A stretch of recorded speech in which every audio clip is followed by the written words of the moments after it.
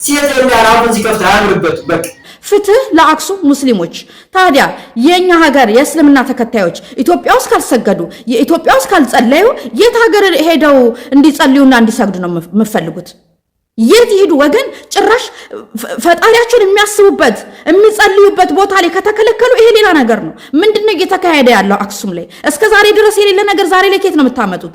አይበቃንም ወይ ሀገር ውስጥ ያለው ችግር? ጭራሽ በሃይማኖት መጣችሁብን። እንደምንጫረስ ስለምታውቁ ማንም ሰው በሃይማኖቱ እንደማይደራደር ስለሚታወቅ ትልቅ አጀንዳ ይዛችሁብን የመጣችሁ ሰዎች የክርስትና እምነትን ወይም ሴት ያራውን ሲከፍታ ያምርበት በቃ ሴቶች ዝምተኛ እንድትሆኑ ነው ሐዋርያው ቅዱስ ጳውሎስ እየተናገረ። አፍሽን መክፈት አያስፈልግም። እናንተ ሰተት መጀመሪያ ሔዋን ጸበለስን በላች። አሁንም ደግሞ አንቺ ደግሞ የሔዋንን ፈለግ ይዘሽ እየተጓዝሽ ነው። የድንግል ማርያምን ፈለግ ይዘሽ ተጓዣለሽ። ሴት ነሽ በቃ እንደ ሴትነትሽ ከመምራን ዝቅሮሽ መማር ነው እንጂ እንደዚህ አፍን መክፈት አያስፈልግም። ኦርቶዶክስን ማጥወቂው አንቺ ነሽ እንጂ እኛ አይደለም።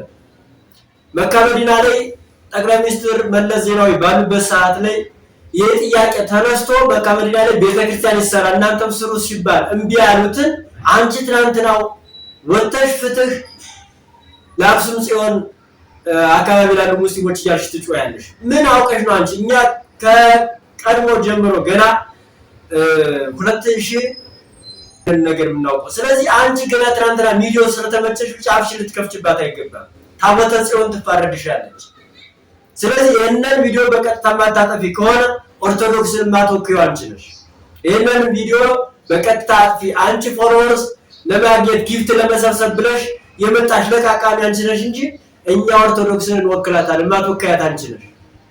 ስለዚህ እነሱ መካ መዲና ላይ ቤተክርስቲያን አይሰራም ሲሉ በዛ አካባቢ ላሉት ክርስቲያኖች ድምጽ ሳትሆን አንቺ ትናንትና ቪዲዮ ስለተመቸሽ ብቻ አፍሽን በኦርቶዶክስ ተዋህዶ እምነት ላይ አፍሽን የምትከፍት ክፍታ። ስለዚህ አስተካክል። ይሄንን ቪዲዮ በቀጥታ ተሎ ብለሽ አጥፊው።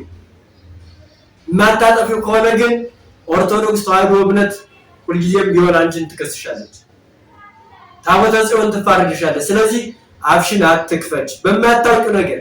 ሲጀመር አንቺ ሴት ነሽ አይደል?